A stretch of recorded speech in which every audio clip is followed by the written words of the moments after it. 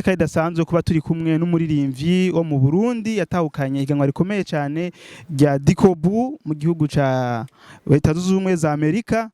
Tom Bright uramahoro? Yagwa ni sawa kwere ndashima. Ego tuju smart. Imana idutije ubuzima tugerageza kubegwa. Ubuzima buraryoshe man. Yeah, really?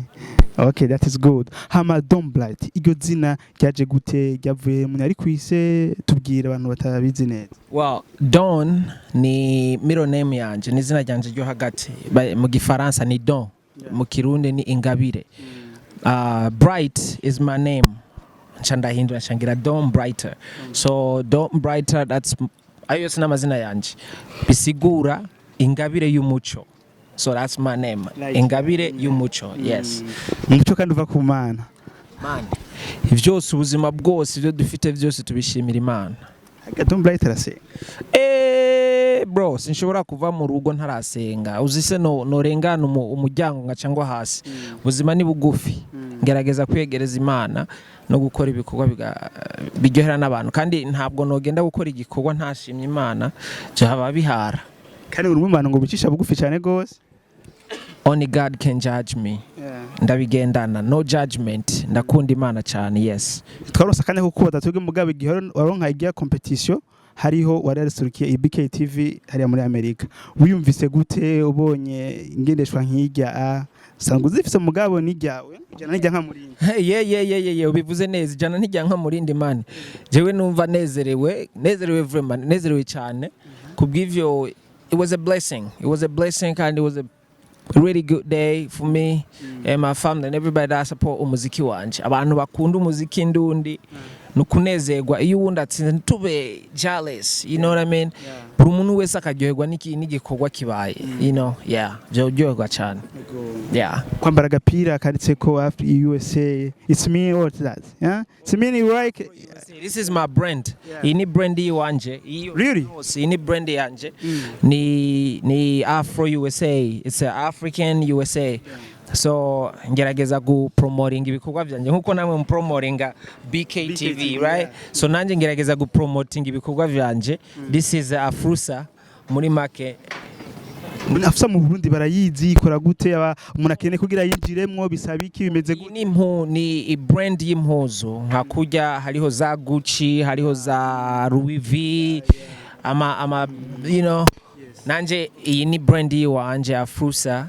Isigura Afro USA ihagarikira abantu about anybody yumva ari proud to be an African and you whatever aho buri hose ni vyiza. Yes. Yeah, Don Bright biravugwa yuko uri umwe mu bari basanzwe bashigikiye umugwi wa music, we love music. Ubu mugabo kabivuga yuko mwoba mwaratandukanye byo bari byo cyangwa byo byifashe gute? Ntiwambwiye TV yari yo kugira ngo umwanya utasangwa. Bro, to be honest, yes. Jewe na supporting I will love music and I still do. Kibazo inyishire nze kuri ico no bandakubesha. I can't comment more than that. Mu minsi heze gatoyi harigeze kuvuga yuko uri umwe mu baririmbyi hari igihe inkuru yigeze kuvugwa yuko Satubiyo bafunzwe biravugwa yuko yoba yafunzwe kubera wewe kumahera waramuhaye kwivanye na collaboration wari wamusabye mugabo ntibyaja mu nzira. Turifuza umucyo kuri ico kibazo.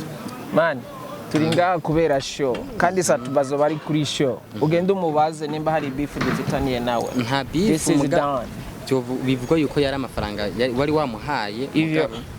Ivyo ni ibintu abantu ibintu bavuga n'ivyo bavuga muri makisi. Sichora kuvuga sivyo cankwe nivyo. But I'm here because of the show. Kandi sinibaza ko naje ngako kubera ikibazo ca Satbi cyangwa ikibazo ca We Love Music cyangwa ikibazo cande. Ni ngako kubera Don Bright, ndi ngako kubera Dikobo. Mugabo ikibazo no kwishura ni kibazo kijanye na Dikobo, ni kibazo kijanye na Don Bright. Sivyo? Akabazo kamwe shobora kubaza hari abantu benshi bari uri umwe no vuga ko washoboye gutegurirwa kino giteramo cha Dikobo Homecoming.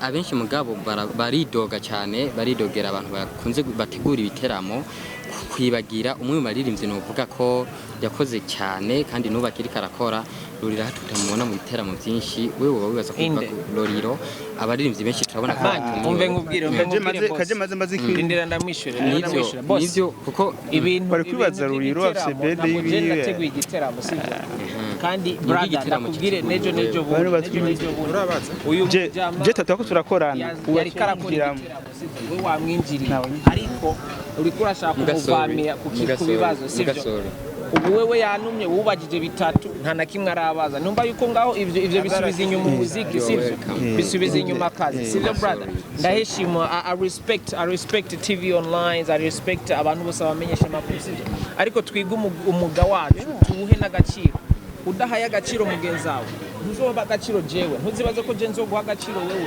udashobora guha agaciro mugenzi wawe kwinjira umuntu n'ubu umugabo yo kwinjira mu rugo rwawe muhiri wawe wabishize hari piga uwa kuko icyo ni kosa I'm sorry for that ariko ndatahura umwanya sivyo ariko dutahure yuko nabonye umengo uri kwiruka yes ndikwiruka ariko ati mugabo reka kanwenda wari kugenda muhanahana kugira ngo nawe abaze kuko nawe afise ibibazo kandi ibibazo byose uri kurambaza it has nothing to do with me at this moment jendi ngaha nka Dikobu presenter na Janyu na Dikobu ku kibazo cha Dikobu kibazo cha show iyo wari kumbaza ibibazo bijanye okay niyi show ikizogenda uko ibintu bizogenda that makes sense byabagijwe nicyo gituma nari mbonye mu bibazo wowe wambagije sivyo mu bibazo wambagije nta kibazo na kimwe kinyereka yuko umunsi wejo ukeneye ko abantu baza so I appreciate right. Thank you.